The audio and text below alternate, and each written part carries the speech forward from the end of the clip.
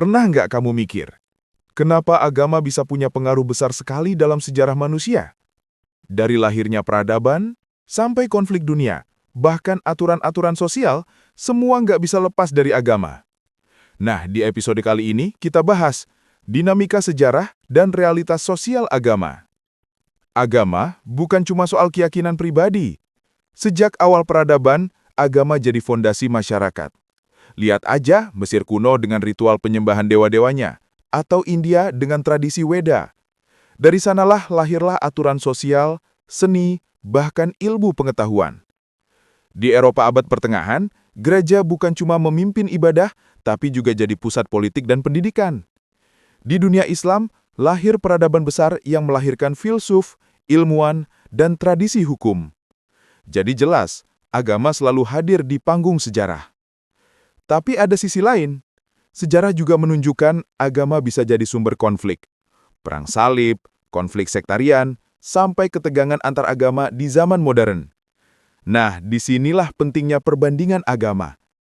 Dengan mempelajari agama-agama secara ilmiah, kita bisa paham kenapa konflik itu terjadi, bukan cuma menyalahkan. Kadang masalahnya bukan pada agama itu sendiri, tapi pada tafsir dan kepentingan politik yang membonceng agama.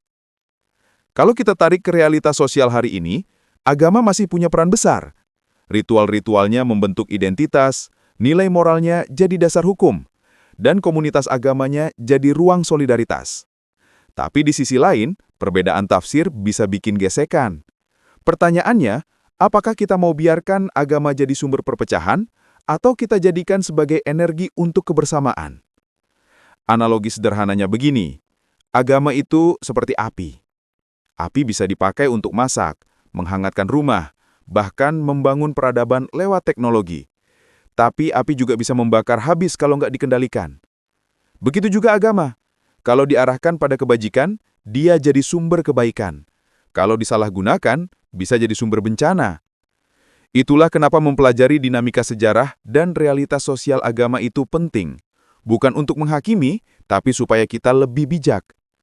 Kita bisa lihat pola-pola konflik masa lalu supaya nggak jatuh ke lubang yang sama. Kita bisa lihat kontribusi agama bagi peradaban, supaya nggak buta terhadap nilai positifnya. Jadi, perbandingan agama bukan hanya tentang membandingkan ajaran di kitab suci. Lebih dari itu, ia membuka wawasan tentang bagaimana agama hidup dalam sejarah, membentuk masyarakat, dan berinteraksi dengan realitas sosial kita hari ini. Nah, di episode berikutnya, kita akan masuk ke pembahasan seru, bagaimana masa depan studi agama di era modern. Apakah agama akan terus relevan, atau justru akan tergeser oleh sains dan teknologi?